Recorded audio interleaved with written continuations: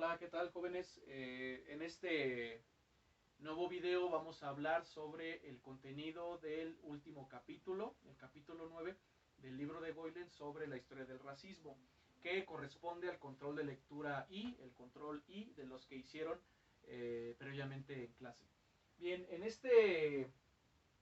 capítulo final de la obra de Boylen se aborda el racismo en décadas recientes, el racismo después de la Segunda Guerra Mundial y hasta nuestros días, durante, reitero, las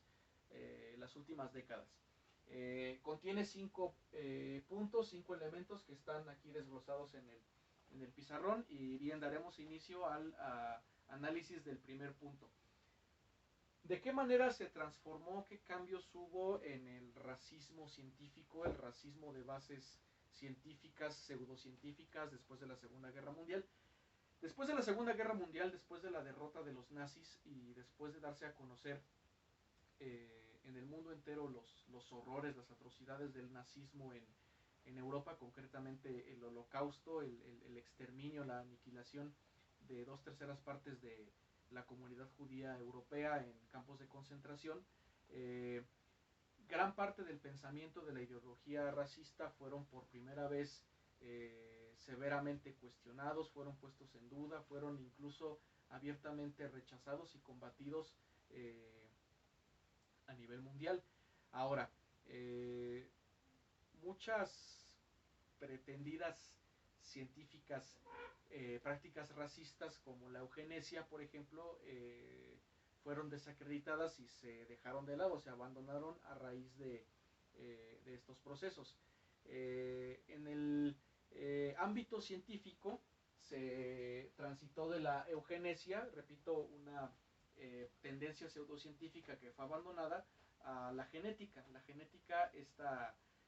ciencia, esta rama de la biología que se enfoca en el estudio de la herencia. ¿Qué quiero decirles con esto? Que después de la Segunda Guerra Mundial, por primera vez, se pasó de tratar de manipular las características, los rasgos físicos de las razas, de las llamadas razas, a buscar comprender los mecanismos de transmisión de factores hereditarios. Es decir, ya no se buscó controlar, manipular la herencia, los rasgos que se heredaban de padres a hijos, sino que se buscó comprender, entender de qué manera las características de los padres se transmitían a los hijos a través de la herencia. Entonces, reitero, se pasó de tratar de controlar, de tratar de manipular, a buscar entender, a buscar comprender. Segundo elemento, ¿qué ventajas, qué críticas se han hecho a la ciencia genética desde su aparición hasta nuestros días, y qué relación tiene esto con el racismo? Bien, la genética, pues como lo sabemos, es la ciencia, la rama de la ciencia enfocada en el estudio de la herencia. Dentro de sus ventajas, pues que no son pocas, que son muchas y muy apreciables, están los posibles usos, la aplicación médica de los avances, los progresos que se hacen en el terreno de la genética, específicamente en el control, el combate de ciertas enfermedades. Ahora, ¿qué críticas se han hecho a la genética y sus descubrimientos? Bueno, que no pocos también de estos avances, estos descubrimientos, pueden usarse para manipular rasgos físicos de las personas, para alterarlos, lo cual refleja todavía la pervivencia, la persistencia de un pensamiento racista. Tal es, reitero, el contenido del segundo elemento. Pasando al tercer punto, ¿cuál ha sido el devenir de los movimientos y el pensamiento contra el racismo y en pro del racismo de los últimos años? Bien, hablando de los movimientos antirracistas, en los años 60 pues cobraron gran importancia, tuvieron mucha relevancia el movimiento por los derechos civiles en los Estados Unidos, esta lucha por los derechos, la igualdad de los afroamericanos, por el hecho de que pudieran ser tomados en cuenta, por el hecho de que pudieran estudiar, de que no sufrieran más de esta marginación, esta discriminación, esta exclusión racistas de las que eran víctimas, que sufrían en los Estados Unidos. la lucha en Asia y en África, no solamente por la descolonización, no solamente por la independencia de estos países, de estas regiones que habían sido colonias europeas, sino también por la afirmación étnica, por una igualdad de condiciones, de oportunidades para las, las diferentes etnias, las diferentes culturas que habitaban en esos lugares. Un par de décadas más tarde, en los años 80, el pensamiento, la ideología racista también sufrió, a raíz de todos estos procesos, sufrió un cambio. El pensamiento racista pasó de una abierta discriminación, exclusión de la gente por sus características físicas, por sus rasgos raciales, a una discriminación más, ¿cómo lo puedo decir?, más velada, una discriminación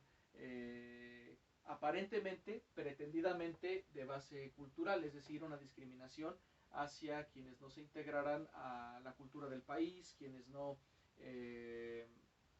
integraran a las tradiciones, costumbres, el idioma, las instituciones, la cultura política, la cultura cívica de cada país, específicamente en Europa y en Estados Unidos, que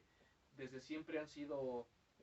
regiones receptoras de inmigrantes, más en las últimas décadas, lo cual nos lleva a los últimos dos puntos. Punto 4, racismo y globalización. Como lo sabemos, en la era global, durante la época de la globalización, que más o menos aborda los últimos 40 años, de los 80 para acá, a través del desarrollo de las comunicaciones, la intensificación de las relaciones comerciales entre los diferentes países, las diferentes regiones del planeta, ha sido cada vez más normal, más común que personas de diferentes orígenes, de diferentes lugares de procedencia, de diferentes países, terminen estudiando, viviendo, trabajando en un lugar distinto a aquel en el que nacieron. Este continuo flujo de personas ha generado en muchos lugares el rechazo, la discriminación de las personas que no, que se considera que no encajan con el modelo de cada, con el ideal de cada país, lo cual pues se ha, insisto, se ha reflejado en diferentes episodios de rechazo, de discriminación, de exclusión, de marginación. Por ejemplo, la discriminación que han sufrido los migrantes de origen latino en los Estados Unidos, los migrantes de origen asiático, africano en Europa, el cierre de fronteras, el control de la migración y demás, lo cual pues se ha reflejado también en este tránsito, este cambio, esta transformación de la vieja idea de la lucha de razas a la lucha de culturas, desde finales del siglo pasado, siglo XX, hasta nuestros días. Las primeras décadas, los primeros años del siglo XXI, en nuestra época, la discriminación desafortunadamente aún persiste, sigue existiendo el racismo como tal, solamente que ahora, como ya no es políticamente correcto, como ya no es aceptado como tal el pensamiento racista, la ideología racista, se ha buscado por alguna manera disfrazarlo de una lucha no entre razas, sino entre culturas, de presentar a personas provenientes de otro lugar, de otro origen, por ejemplo los musulmanes, como un riesgo a la estabilidad política, al orden social, a la unidad, a la armonía cultural de los lugares a los que llegan, en Europa, en Estados Unidos y demás. Y bien, a grandes rasgos este es el contenido de nuestro último capítulo. Espero les haya quedado claro y espero que este video les pueda servir para la elaboración de su ensayo final. Agradezco su atención y me despido de ustedes con un saludo cordial. Hasta luego.